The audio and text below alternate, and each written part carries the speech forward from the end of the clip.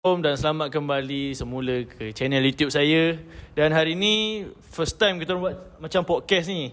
So kalau ada macam kesilapan ke, harap boleh terima lah.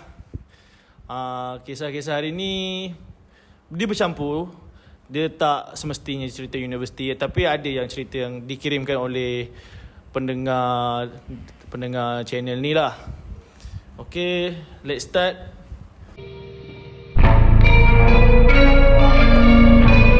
Cerita pertama bertajuk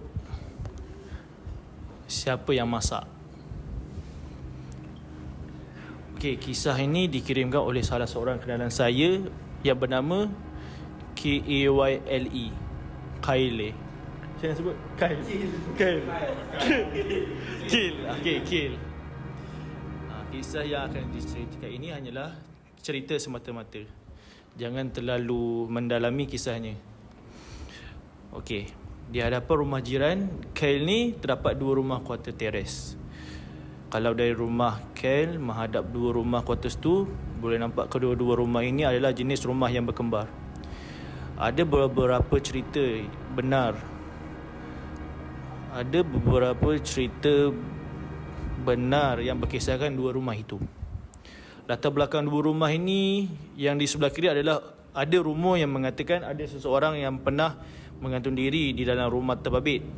Sekarang saya akan ceritakan berkenaan rumah tersebut.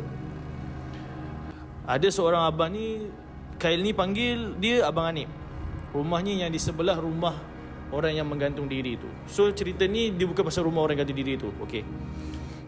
Suatu malam Abang Hanif ni dia terjagalah dari tidur sekitar pukul 1 pagi.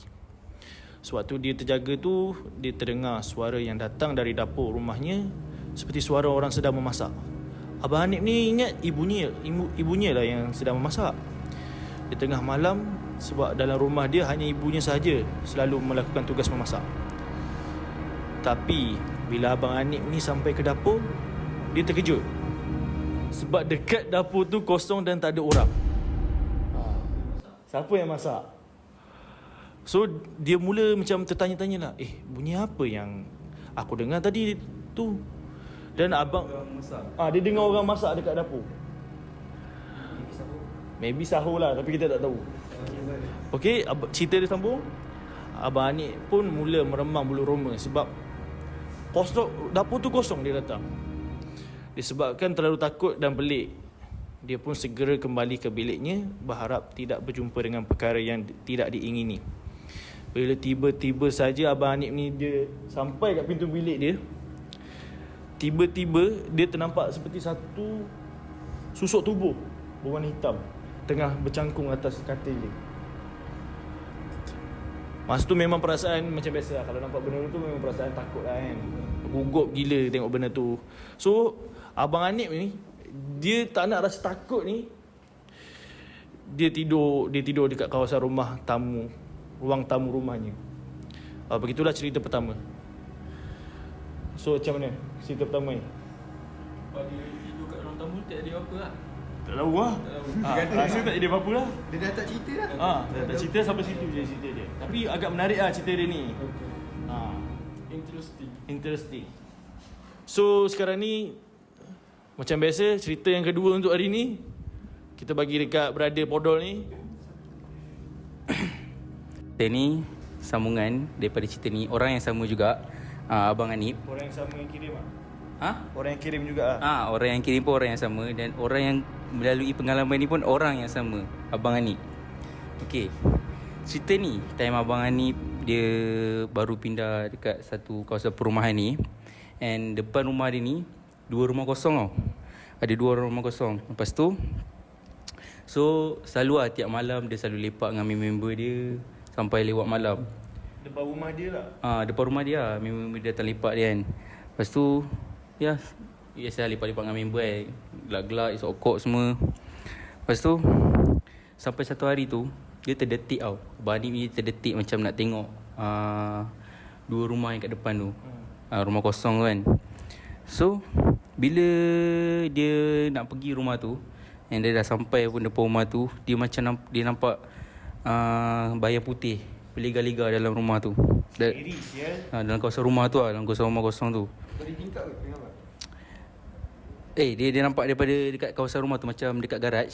Dekat area-area tu tempat parking tu, dia nampak benda-benda bayangan putih berlega. Dia macam, lepas tu dia terkedu, macam dia tepuk member dia kan.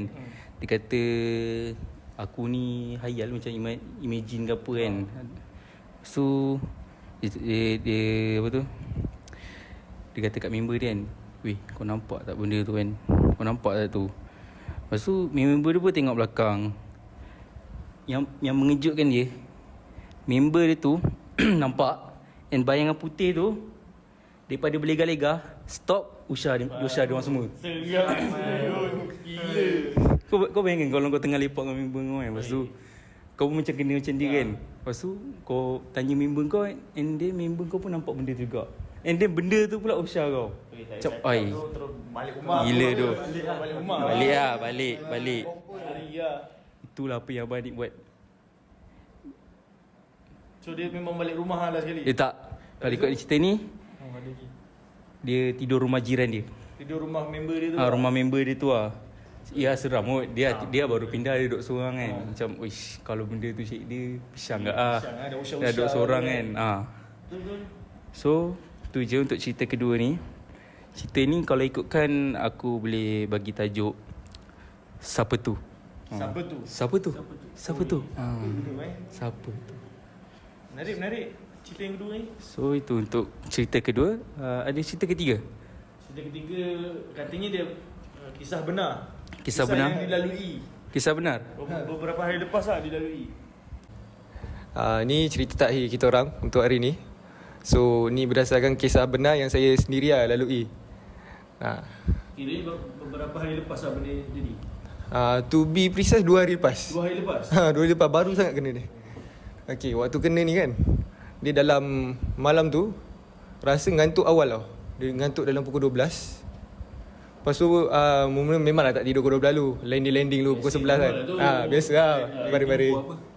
Landing buat apa? Landing buat apa? Teruskan. Dia selalu landing ni biasa lah, dengar lagu, depress kan. Usnuzon. Lepas tu dalam pukul 12.30 macam tu lah, tidur lah kan. Lepas tidur tu, dalam pukul 3 lah, sharp pukul 3, memang tengok phone kan. Memang rasa terjaga sendiri. Dia macam terkejut. Lepas tu badan semua sakit-sakit kan. Memang rasa macam tu. Lepas tu tak tahu apa jadi. Lepas tu kan memang tak boleh tidur. Memang tak boleh tidur langsung. Tak boleh tidur langsung. So kau kira ni kau tidur ayam lah. Tidur. Try pejam mata semua tak boleh. Lepas tu kan ada seorang roommate ni, nama dia R. Kita tak bagi nama sebenar. Lah. Bukan nama sebenar. Kita bagi dia R. R ni baru masuk bilik. Okay. Lepas tu dia tengah-tengah mandi semua kan. Lepas tu dia mandi lewat, tak tahu dia buat apa kan. Lepas tu satu tahap tu lepas tu dia ngantuk, dia tukar kain, dia pakai kain. Dia pakai kain, lepas tu dia tidur. Kita orang katil dah berdeka tau. So dia tidur, dia baring kat bawah. Dah berdeka. Kita orang katil dah berdeka. Duduk dah berdeka punya. Mantap. Okay. Lepas tu sampai mana tadi? Dah berdeka. Katil dah berdeka. Okay, lepas tu kan kita orang macam dengar bunyi kursi seret. Kursi seret. Daripada bahagian mana? Luar bilik. Mula-mula tu tak tahu. Dia dengar macam dalam bilik tu, tapi tak ada. Dia macam bunyi kursi seret macam ni. Kerak macam tu kan. Lepas tu bila bunyi macam tu kan, lepas tu CR ni dia pergi tegur. Dia pergi tegur. Dia pergi tegur. Jangan tegur kan. Dia tegur. Lepas tu dia tegur kan. Dia bangun kan. Dia berdiri, dia tengok aku. Kau dengar tak? Dia ni kan. Lepas tu aku macam tak nak layan lah. Aku angguk, aku sambung nak try tidur. Lepas tu dia pun keluar, tak tahu lah dia pergi mana. Dia macam tak tahu lah. Tak tahu lah dia pergi mana. Lepas tu dia keluar, dia masuk balik, dia tidur balik. Macam tu lah. Lepas dia tidur tu, mula tu kan, kerusi, memang dengar bunyi kerusi kat luar pula. Sebab lepas dia tegur tu. Sebab lepas dia tegur tu. Silap besar. Siapa?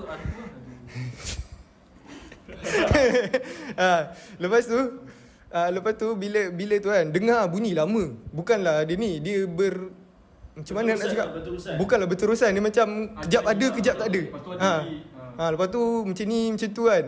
Lepas tu sampai satu tahap tu kan, tak tengok jam lah, dah tengah cuak memang tak tengok jam. Memang. Okey, Lepas tu dengar bunyi pintu depan kena ketuk. Slow je. Ni macam pintu depan.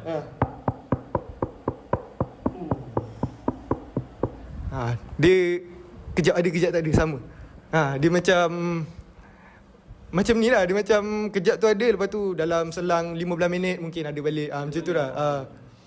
Lepas, Aku tak tidur lah. aku memang tak tidur pun tu. Tak boleh tidur lah. Hey. Lepas tu kan, siapa lah kan tu. Lepas tu ni kemuncak boleh kata kemuncak malam tu. Memang Climax. climax lah. Lepas tu yang tu memang aku tengok jam time tu. Tengok jam lah dalam pukul 5 macam tu. Aku ingat macam 4.40 lah macam tu, pukul 5. Waktu tu pintu depan aku terbuka sendiri. Pintu Bilik terbuka sendiri. Lepas tu aku usah lama kan. Ush, tak boleh jadi. Lepas tu aku tak tahu apa jadi dengan aku. Aku rasa lantak nak jadi apa-apa kan. Aku pergi hintai. Aku pergi hintai kat luar kiri kanan memang tak ada orang. Tak ada orang langsung. Lepas tu aku pergi bilik member aku dekat sebelah. Bilik sebelah. Aku buka tengok dia tengah tidur. Dia tidur, lampu terbuka. Lepas tu aku tutup. Aku pergi bilik belakang. Aku pergi belakang pula. Buka, lepas tu tengok member belakang pun tidur. Lepas tu bilik lain lah. Bilik lain semua tidur. semua bilik kat rumah tu tidur. Siapa nak buka? Macam tu je. Siapa yang buka pintu sebenarnya kan? Itulah. Macam tu. Dia siapa kau tegur. Dia kata Iya. jangan tegur dia. Sebab ada yang menegur kan benda tu. Benda-benda ni tak boleh tegur. Betul. Ada tegur orang tu macam Dia macam tahu lah. macam tahu lah kau tegur aku kan. Dia tahulah kita nampak dia. Kita dengar dia, kita notice dia. Lepas tu bilik belakang ni dekat dengan tandas. Memang aku time tu memang tahan kencing ke daripada pukul 3. Aku masuk, memang tak fikir aku masuk tandas, aku kencing dengan pintu terbuka. Mampus lah. Lepas aku kencing kan, aku keluar tandas, tutup lampu, dengar bunyi kat dapur. Pum, aku lari masuk bilik. Dengar bunyi kat luar. Dengar bunyi dekat dapur. Dapur tu belah mana? Belah pintu ke? Dapur tu macam kalau sini tandas kan. Dapurnya dekat belah belakang. Dapurnya. Dekat je lah. Dekat je lah. Memang kalau benda tu jalan 3 langkah dah nampak aku lah. Dekat betul. Memang berani kan kau. Tak ada. Memang Berani masalahnya kau lompat daripada katil tu. itulah. Dia sebab apa, dalam hati memang fikir kan, nak jadi apa jadi lah sebab aku seorang tu. Macam tu lah. Moral of the story apa? So moral of the story kan, kita boleh simpulkan, kita pergi tajuk sekali lah. Okey, kita tajuk. Jangan tegur. Jangan tegur. Jangan tegur. Baik tu. Sila. Tamatnya cerita yang terakhir tadi. Aku rasa memang cerita hari ni agak best lah. Sebab ada kelakar, ada seram. Dalam masa yang sama ada pengajaran dalam cerita-cerita ketiga-tiga ni. Macam first cerita yang kita orang cerita tu, first tajuk dia siapa yang masak. Yang kedua, siapa tu. Dan yang ketiga ni, cerita yang ketiga tajuk apa? Jangan tegur. So aku rasa ketiga-tiga cerita ni memang ada moral value lah. So moral of the story, dia punya kesimpulan daripada ketiga-tiga cerita ni, jangan tegur. Janganlah tegur apa yang kau nampak, apa yang kau dengar tu, kau janganlah tegur. Sebab maybe yelah, dunia yang kita tak nampak ni memang wujud. So bila kau tegur tu, dia orang kan macam notice lah benda tu. Oh, dia ni nampak aku lah, dia nampak aku lah, macam tu. So please support, like and subscribe video kita orang. Kalau video kali ni dapat 100 view, InsyaAllah kalau moral rezeki diberi kesihatan, kita akan sambunglah dengan episod yang keempat. Peace. Ketiga yang paling orang kata paling ekstrim, paling cerita benar.